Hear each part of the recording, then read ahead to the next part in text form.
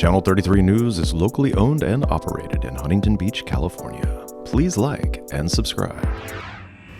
I'm Phil Sterling with Channel 33 News, and it turns out that California's housing needs report is inaccurate and unsupported, according to the state auditor.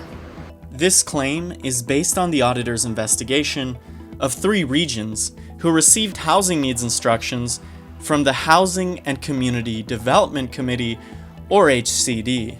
The Department of Finance comes out with the actual numbers of houses needed, and then the HCD changes that number to account for certain laws and other factors. These projected housing needs are officially called the Regional Housing Needs Assessment, that comes out every 5 to 11 years. When cities receive it, they have to make plans to build for what they are told is needed housing. This is why the auditor's report is concerning. It found that the HCD has no formal review process.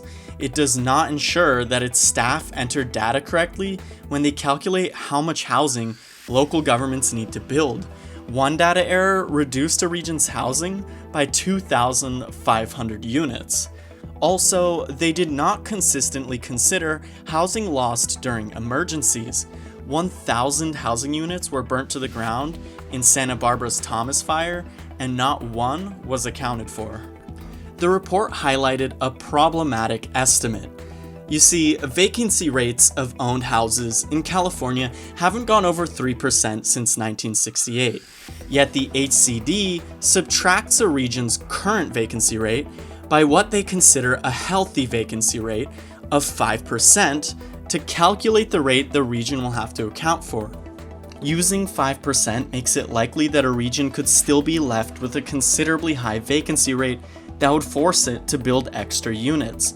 The auditor states that the HCD doesn't have adequate support to set it at 5%, and a miscalculation in a final vacancy rate by only 1% can result in a region having to build thousands of extra housing units.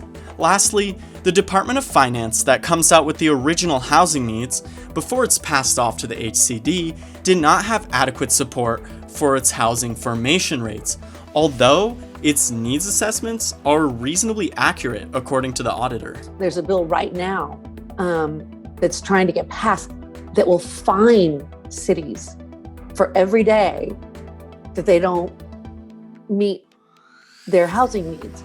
And so the fact that these numbers are vastly incorrect, and that's according to the auditor, that they're incorrect and we're going to get penalized for them, that's why we have to get them fixed. Candel's organization also points to another study by the Embarcadero Institute that claims to have found double counting in that same process and highlights the need for more affordable housing instead of more market rate housing.